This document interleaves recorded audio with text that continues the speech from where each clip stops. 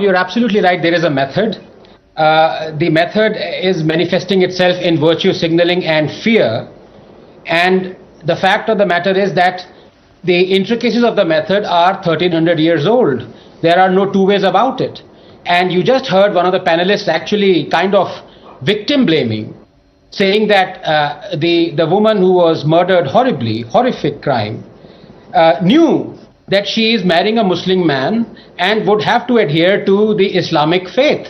Now, if I can ask that gentleman, why is that restricted to the Hindu woman?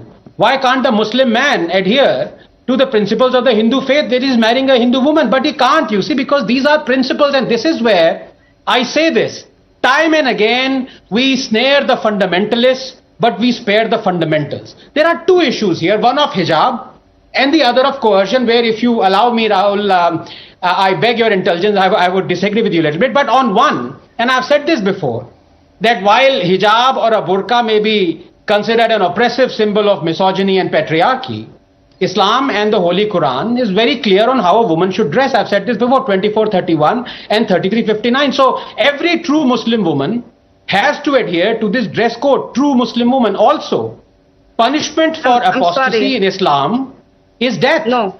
So once you convert, like the Hindu lady did to Zara, I'm afraid you cannot return to your original faith. Islam through Quran completely condemns it, and hadiths have this capital punishment for apostasy. Now for the second more pressing matter, Rahul, and if I may disagree with you a little bit, because love jihad is a reality. Impersonating someone else's religion for the purposes of entrapping a woman or coercing her to change her religion for the purposes of marriage or for living out peaceful married life are criminal offenses. For the leftists and the logically challenged, some of whom are in the studio right now, most often one and the same thing, the means do not justify the end, where the end is an interfaith marriage, which by itself is a wonderful thing. Now you can bunch these three offenses under any phrase, love jihad or grooming jihad, it doesn't matter. What matters is, do these offenses happen? The answer is yes, by the hundreds, with alarming regularity. Swati Goel Sharma of Swarajya magazine and befitting facts have been meticulously collating all these instances. Now the church in Kerala is worried. The High Court was worried. So now you cannot just say that the Hindus are, this is a khayali pulao of the Hindus. When the church comes in Christian, and for all those chauthi fails who cry this number is not enough out of all the interfaith marriages to merit a debate, well, they raise hell for months. Every time cow smuggling vigilantism occurs, rightly so. But discount its statistical normalization through more than 250,000 cattle transport trips pan-India every year. So when it suits them, even one incident merits an outrage.